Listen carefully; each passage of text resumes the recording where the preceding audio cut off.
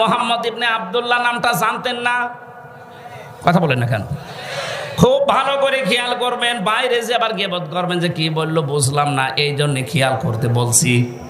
আল্লাহ কিন্তু ভালো করে জানতেন যে আমার নবীর নাম মোহাম্মদ ইবনে আব্দুল্লাহ। এই শব্দটা না দিয়ে ফির রাসূলুল্লাহ দিলেন কেন? কারণ তিনি 1 থেকে 40 বছর পর্যন্ত পুরা আরব জাহানে রাসূলুল্লাহ বলে পরিচিত ছিলেন না। উনি ছিলেন আল আমিন আস-সাদিক মোহাম্মদ বিন আব্দুল্লাহ। কথা ঠিক নেই?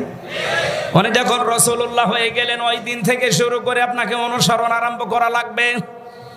আল্লাহ বলেন আমার রাসূলের অনুসরণ করো। আমি 2টা জিনিস তোমাদেরকে দেব। 1 নম্বরে আমি নিজেই তোদেরকে উল্টা করে ভালোবাসা আরম্ভ করব। শব্দটা আপনি বলেন তো আলেম, মুহাদ্দিস মানুষ বলেন তো ইউহিব্বুকুমুল্লাহ, এটা কি মজারে নামাজি? অতীতের শব্দ আল্লাহ দেয়নি, মজারে দিয়েছেন। এই জন্য এর ভেতরে 2টা কাল আছে, বর্তমান আছে আর ভবিষ্যৎ আছে। কেউ যদি সত্যি রাসূলুল্লাহকে অনুসরণ করা আরম্ভ করে, আল্লাহ তখন থেকে তাকে ভালোবাসা আরম্ভ করবে।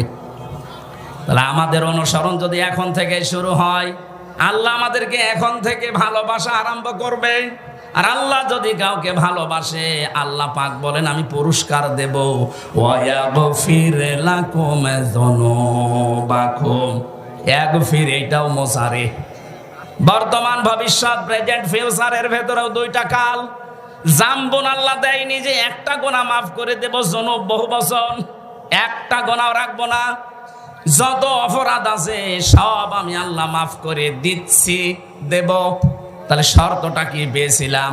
রাসূলুল্লাহর অনুসরণ। কি কথা বলেন না কেন? এখন এই অনুসরণ কি আংশিক না পূর্ণাঙ্গ? জবাব দেন ভালো করে, আংশিক না পূর্ণাঙ্গ?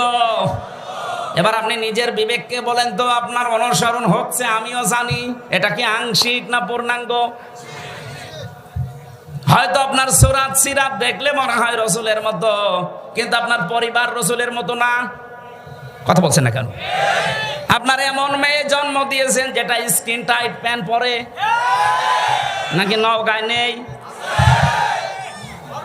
একটা যুবতী মেয়ে 18 বছর 20 বছর বয়স, সে তার বাবার সামনে স্কিন টাইট প্যান্ট পরে গেঞ্জি গায়ে দিয়ে একসাথে বসে সিনেমা দেখছে, ওটা বাবা?